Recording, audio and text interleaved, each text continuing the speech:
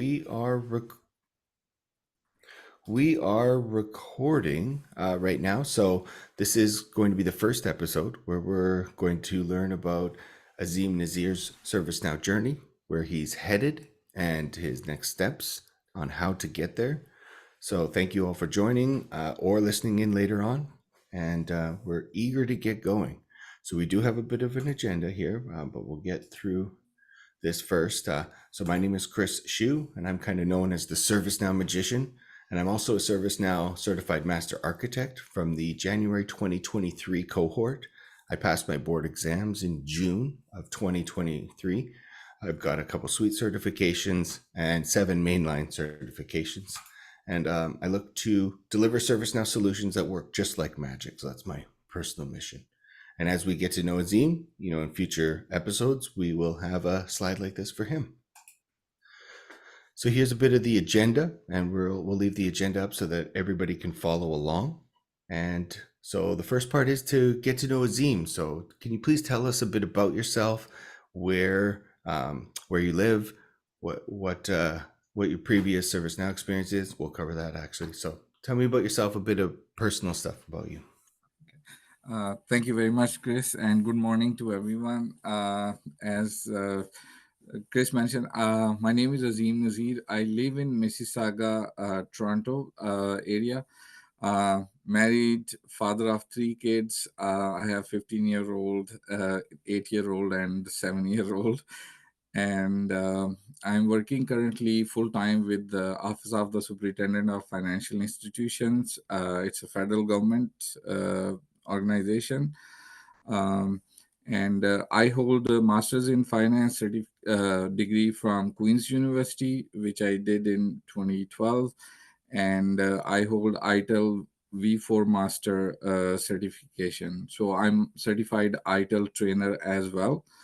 My journey with ServiceNow started in 2015 when my previous employer installed ServiceNow, and I was the ITSM manager where my team was processing incident change and problem management. So I used as an end user about 5 years ServiceNow, and was familiar with the processes. And then my journey for admin or the back end side of ServiceNow started in 2022 when I was hired by Office of the Superintendent of Financial Institution, and I was part of ServiceNow team who were running the project to implement ServiceNow in the team. That's where my ServiceNow backend side of journey started, and I did ServiceNow system administration course, 3-day instructor led in November, and then I prepared for the exam and I passed my CSA in 2023 April. Then in May 2023, I went to Knowledge Conference. That's where it opened a huge and whole lot of horizons for me. I never experienced anything like that. The way Knowledge Conference was organized, how many people, and everybody. The nice thing about the ServiceNow community was that everybody was willing to network with you, and everybody was willing to help with you. And I got the golden ticket. And based on my previous work history, um, everywhere I go, usually employer would have a sponsor you for one course during the fiscal year, and getting that golden ticket was a wow type of opportunity for me. I went ahead with it, and although I was not hands on in ServiceNow that much, but what I did that I embraced that opportunity and I took the golden ticket opportunity and I went ahead and I did my CAD and also 7 other mainline certifications. So right now I have 9 ServiceNow mainline certification, and as my journey slowly progressing, I'm getting hands on. Recently, we did Vancouver upgrade, so I now know how to do a system upgrade. I went through conflict resolution myself, so it's slowly. And I thank you. enough for Chris that he gave me this opportunity. And actually, I was exploring, and in November, end of November, when I saw he posted that he is mentoring people for ServiceNow, and that was a huge opportunity for me. And I was keeping my finger crossed that I get picked up, and I was so excited that day when Chris reached out to me. And I'm really thankful to ServiceNow community, and especially like master architects like Chris, who kind of doing the handheld for us, who starting their journey, and really excited and looking forward to it. That was great. And you're absolutely welcome. Part of my ServiceNow journey included help just like this. Many people sat with me and provided career guidance and career opportunities. Thinking of you, Karsten, and also you, Hanny. So thank you again. I know that I've said it many times in person, and I'll say it forever because I'm forever grateful. Yes. And then, in addition to that, the community, you're absolutely right, is amazing. I've never seen a community that is as welcoming, as share, as willing to share, like you said, in not just knowledge, but also in things like networking and relationship building. It's truly remarkable what ServiceNow has built in a platform, in a community, and in just the entire ecosystem of what it's capable of when we all start working together like this. So I just want to ask you a couple things. Yeah, what's a personal interest of yours? So I'm my personal interest, like doing towards service now, or Oh no, towards the just personal, outside of work. outside of Yeah, work, busy with three kids, have yeah. taking them to different appointments. I'm uh, very much cricket fan, and we grew up Okay. playing cricket. So now we are that age that it's not that much of activity, but still love the game, watch, and sometime I go and play in the academy cricket myself. So that's Nice. my outside activity. And the other thing is that uh, I think in life I struggled. I came immigrant in this country. I struggled and made my way through. So the other thing which I'm here is a local food bank. I go there. I volunteer. That's like kind of very near and dear to me.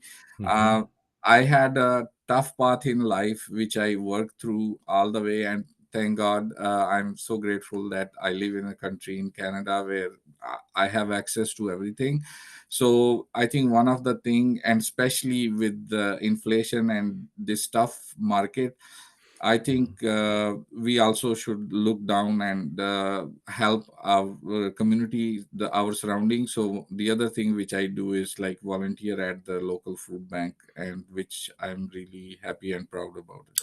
That's amazing, and I'm glad that you were open about some of the struggles that you've gone through, and you don't have to share further than that, but to acknowledge that we all, myself included, go through incredible challenges, and perseverance is key to getting through them, so that we can make sure that we're always trying to move forward in a happy and healthy way, or at least heading in that direction.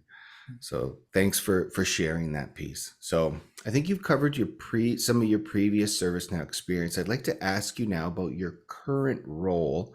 Now I know it's federal government, which means you can't share specific Mhm. details, but if you can just talk about your day-to-day general activities that you kind of do, and then also let's talk about, oh, we got one more. Let's also discuss some of the things that you do once or twice a year, like perhaps an upgrade, or you maybe once a month you're in charge of monthly patching or something like that. So my current role is ServiceNow admin role. We went live in April 2023 with ServiceNow in our organization with ITSM suite. So all the ITSM processes are managed by myself and my team. Actually, I'm the most senior in the company for ServiceNow role. So it's my responsibility. Daily, any troubleshooting, or if there is any issue happening, we looked into that. A lot of our the, mm, teams are has customized inbound actions, so which creates incident or service catalog requests for them. So maintenance of that, um, those type of stuff, our day-to-day activities. When we went live with ServiceNow, we went for IT teams first, but now actually the other teams, they are seeing the benefit of it, and they're seeing how they can manage their request. They can have reports, they can have dashboards. So also, since we went live, 4 or 5 other side out of the IT business teams, we did onboarding, and right now actually my team is working to board 2 another teams onto ServiceNow. That's our daily routine and activities. Also monthly patches we do. My team is responsible for that. And also, uh, what we decided as an organization, like every 6 month upgrade is too much based on the size of our team. So we do in the fall once a year upgrade. So all the upgrade activities are managed by my team as well. Oh, that's very interesting to hear some of the strategic decisions that your team has made with the platform, and things like that we just don't have enough resources available to upgrade twice a year is a very common situation that many organizations find themselves in. So yeah, that was good, great to hear about that. Okay, so currently a ServiceNow admin. Can you describe your desired next role? Uh, so my desired next role is to learn more about ServiceNow development, and my ultimate objective uh, in 1 or 2 years is to be a solution architect. That's kind of my dream job right now, which I'm focusing and working towards. So that's kind of inspired me actually when I did my after CSA, when I did my CAD. So I was looking into different options. So when I saw that for CTA or CMA, you need to have 4 or 5 implementation certifications. So I had the golden ticket. That kind of sparked me to go for more certification so I can have those prerequisite under my belt while I'm developing my hands-on skill. So at least I take the opportunity of golden ticket, do those free courses. So at least when I reach that level that now I'm ready to go for CTA or CMA, at least I have a prerequisite of those certification already covered. That's a great strategy. That was the same one that I had to implement. So when in my CMA journey, it started 2 years before I even submitted my application for CMA. So I first heard about the program, I learned about it, and then I saw the prerequisites, and it was the mainline certifications that I didn't have at the time, and I didn't have enough of the global implementation projects that they had wanted to meet those minimum requirements. So I set out a plan over 18 months to get all the certifications and start to push towards those projects and try to say, hey, I'd like to be a part of it. I'd like to be a part of it. Not even as the lead, because for CMA, you had to lead some of them or all of them, I believe. So I had to just be on that project team and learn as much as I could, and then move into, okay, now I'm an active participant, and then eventually into leader. So that's why it was a long journey just to meet the requirements to apply. Then I applied, then I had to wait, and then I went through the program. So all said and done, it was about a 3-year CMA journey for me. And it's nice to see that you're taking those steps as well. So like you said, your end goal is solutions architect, and that may change, and that's okay, but right now that's where we're headed for you. Therefore, you're building blocks to get to that next milestone, which would be the developer, and then you'll have to look at the what you need to do to become that solutions architect. So that's really great. So What types of work or tasks do you want to do in this desired role? uh, like in that desired role, because my specialty from my previous work experience was the ITIL master. So I'm like very hands on with the ITIL processes, designing them and all that. So now I want to marry those two concepts from ServiceNow because it's a ITSM tool. I have the specialty of ITIL, so I want to go into process designing so that I can like, and I have seen 3 4 different organization, and sometimes I went and I go for ITIL teaching across GTA here in Toronto with various companies, and I see the companies are struggling with the processes. They, although ServiceNow is a great tool, or maybe if they are using any other ITSM tool, they are great tool. But sometimes if your process are not properly designed or defined, then you get into issues. So if you have a properly ITSM processes designed, then it's very easy to implement them in the ITSM tool, and that's kind of make your teams or your IT teams life easier. So that's my ultimate goal, that I want to become a process designer or solution architect, where I can present the solutions to the IT organization, where they can make their day-to-day life easier and smooth. Okay, no, that's great. And that's such a critical part of any technology journey or digital transformation because it doesn't really matter at that point what tool you're using. Just like you said, there's an old saying, garbage in, garbage out. Yeah. So having a well-defined process that makes sense, that covers all the edge cases, that is comprehensive.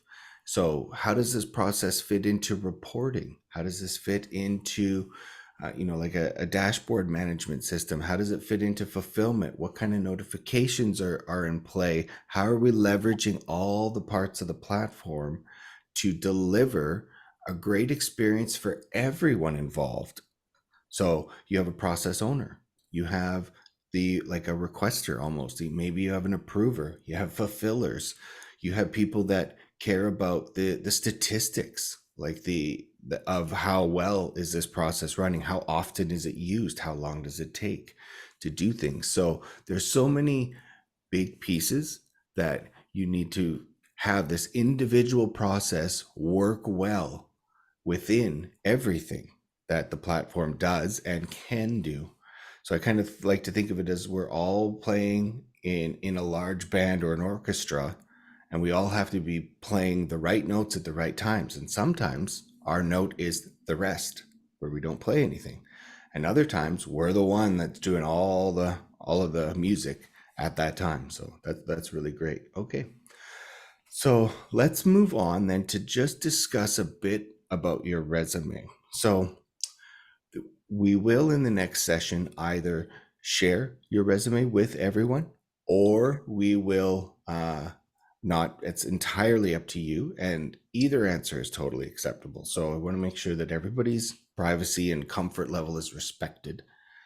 The other thing of this is you and I are going to meet in a couple weeks, and we're going to do a little resume workshop. And then I'd like to, if we're sharing, have a before and after snapshot of what we're doing. So the purpose of it is to focus your resume on that next role.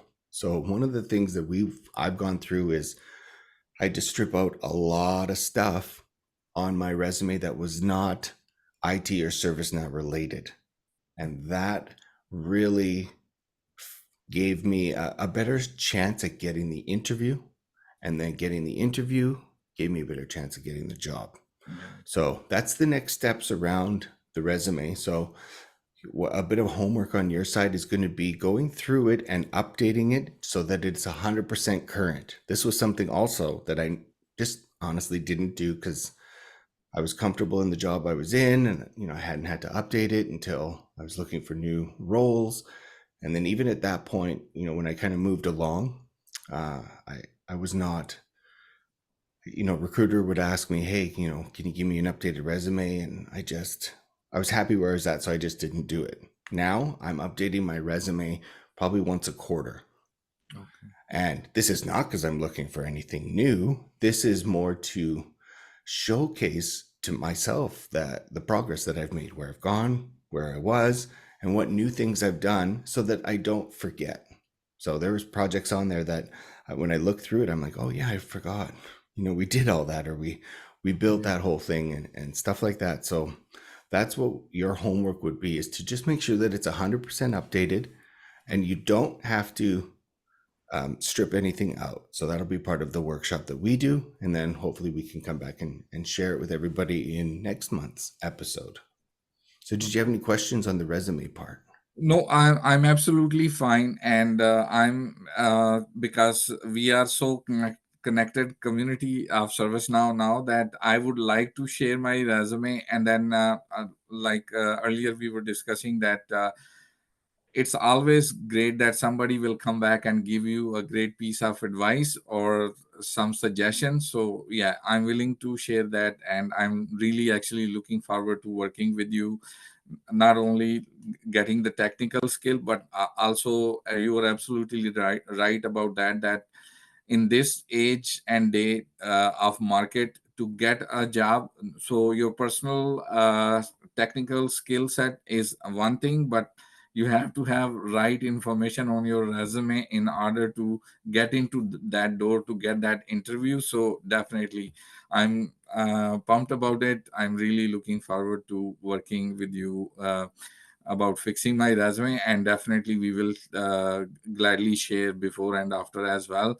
So it will be obviously a milestone for us that we worked on it, but it's gives at least other audience as well the opportunity, so they can compare or they can take away something good out of it.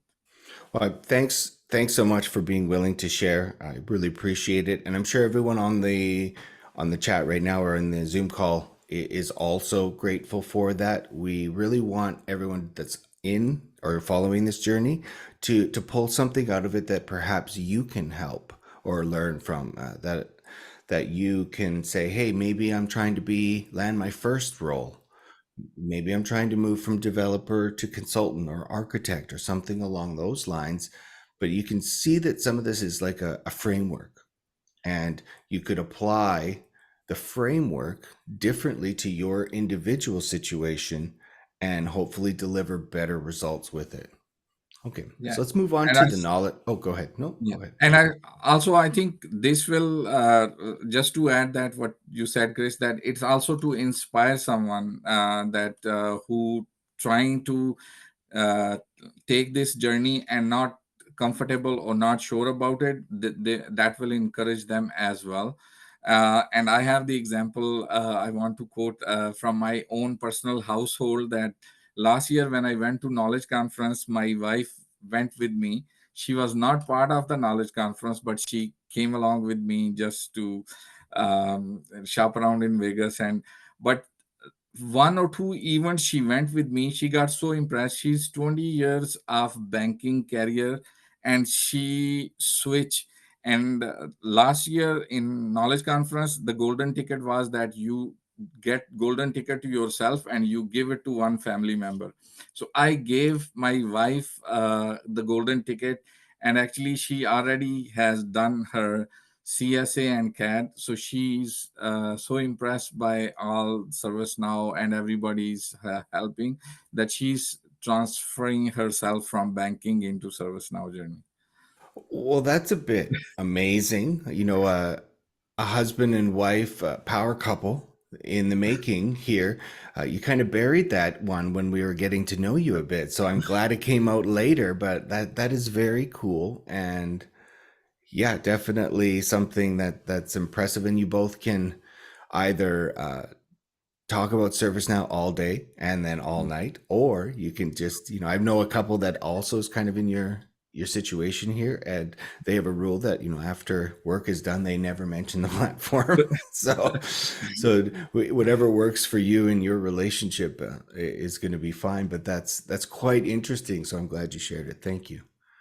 Okay, so we'll move on now to the knowledge section, and this will also include some skills.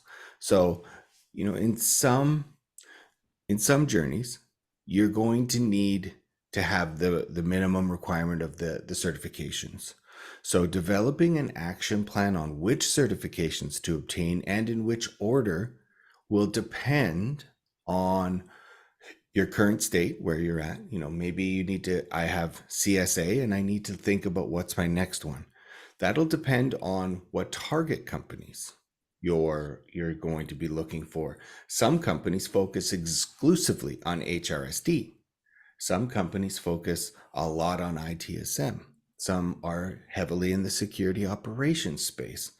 So those types of things are going to determine your strategy.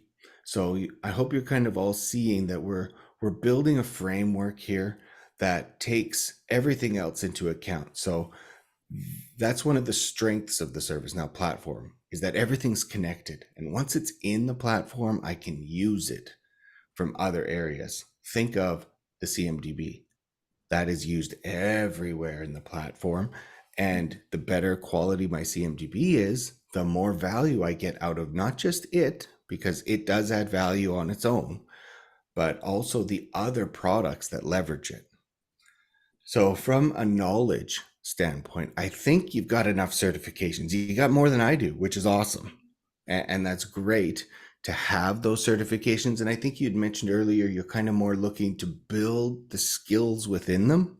Yes. And so this is going to depend on the target companies. Which certification skills do I start working on? And you can start doing that in your PDI. So we're going to jump down just to a bit to the target companies, and then we're going to come back up to that knowledge section. So what kind of target company are you looking for? And when I say that, I'm talking about like sorry to interrupt, are you looking to stay within the government? Are you looking to move to work with a partner? Are you looking to be, the ServiceNow developer for a company that is a customer of ServiceNow and doesn't have a partner? Those types of things. Mhm. So right now my intention is to stay within the federal government and build my skill set, learn more hands-on. We are in the process of at my current organization acquiring the SecOp module. So we working towards that. So I have, like you mentioned, I have done security incident response and vulnerability response. So that's kind of opportunity for me to build up my skill set on those certification, because I already have certification. So now if I implement, because I'm the platform admin in my company, so if I with the implementation partner, if I work with them and I implement SecOp right from scratch, that will give me the skill set of hands-on skill set for SecOps experience. So ultimately, my goal is to work with a partner firm, because the kind of, and I met a couple of conferences and even with the ServiceNow different events when they have a workshop, and I went. So based on my ITSM or ITIL training background, might be my strongest will be the ITSM suite. So that, and the other thing which I see and a lot of organization are focusing on is the SecOp module. So that will be another specialty which I want to get under my belt. So that's type of um, like big partner firms would be my like a target in next 2 3 years down the road. Yeah. Excellent. Okay, so that does, like I had said, impact where we focus. So obviously, if you can get real world experience in that type of start to implement from the beginning for SecOps, so we're talking vulnerability response and security incident response, that's going to boost your resume and help you stand out. That real world experience is always going to be the most important thing. Now, certifications are close to that importance, and this is just my opinion.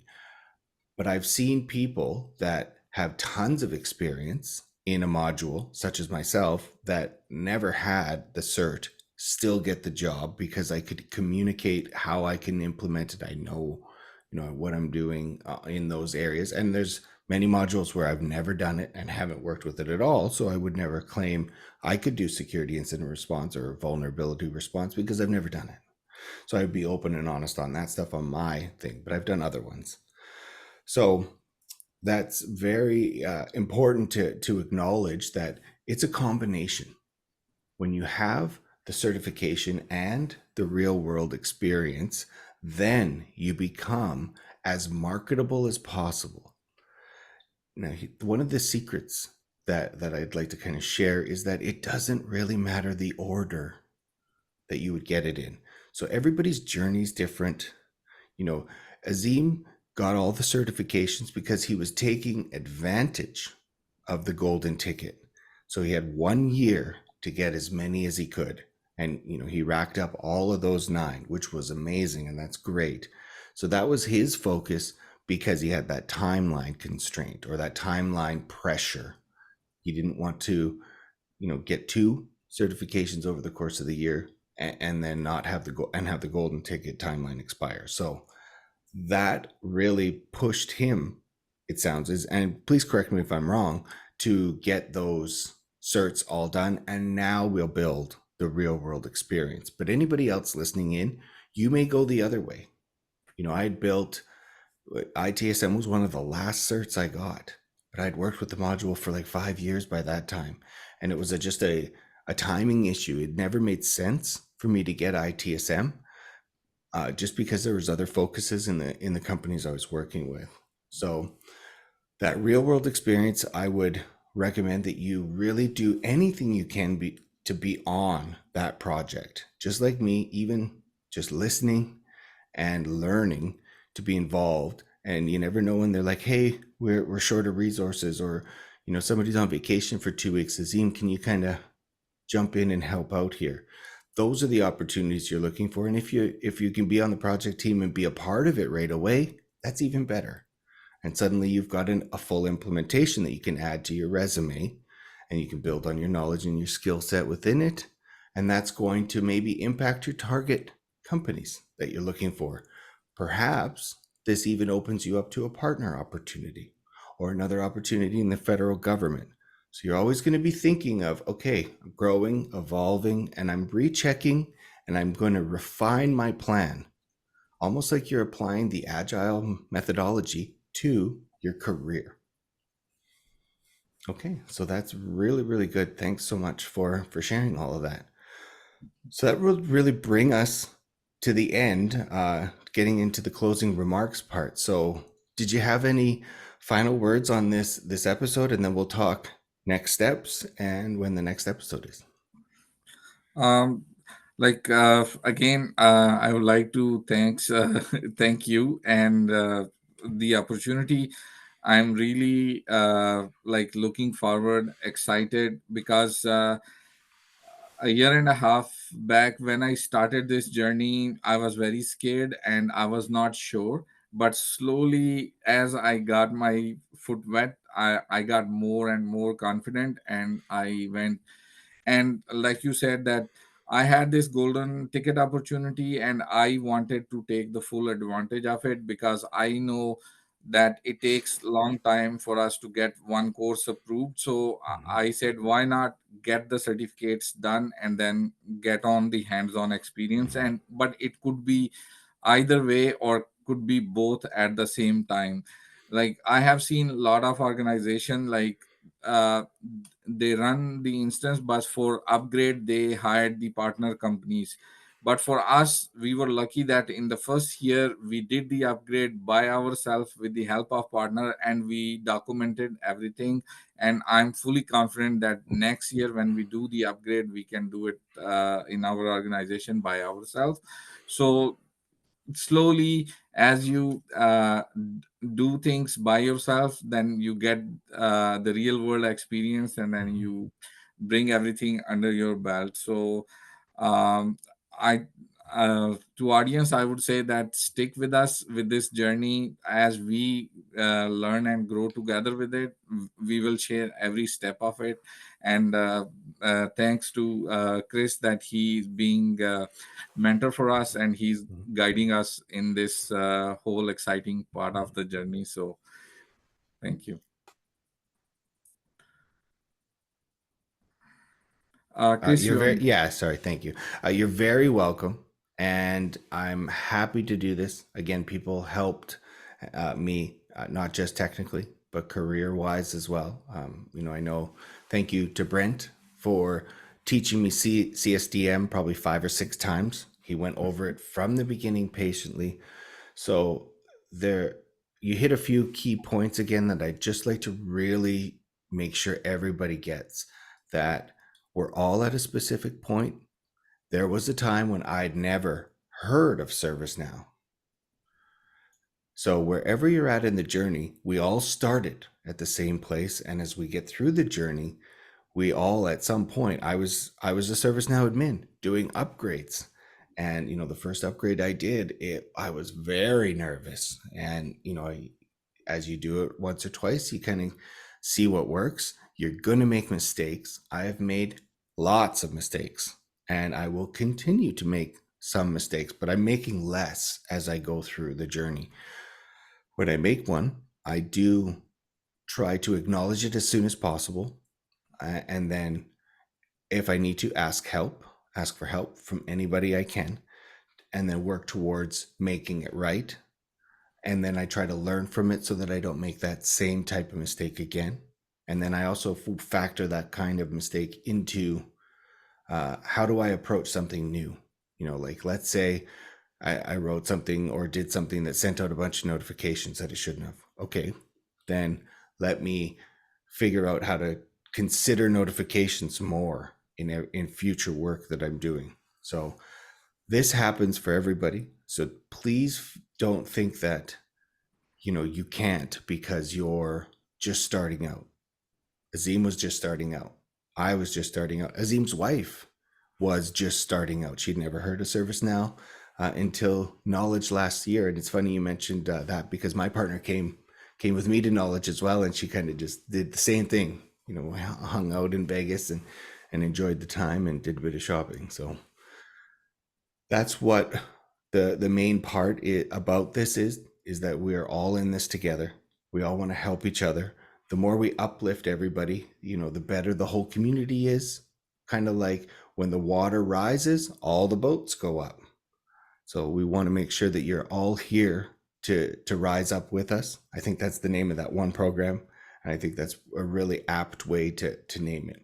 So next steps are going to be Azeem and I are going to meet offline. We are going to review the resume. We are going to make some changes if there's any needed. We're going to analyze it and make sure that we're ready. And then the next episode, which will be near the end of February, will be sharing the resume and discussing it in detail. So I want to thank everybody for joining live, and I want to thank everybody who's watching afterwards. We really appreciate you, and thank you so much for spending some of the time with us. And yeah, we look forward to seeing you soon. thank you, Okay. everyone. All right. Thank you.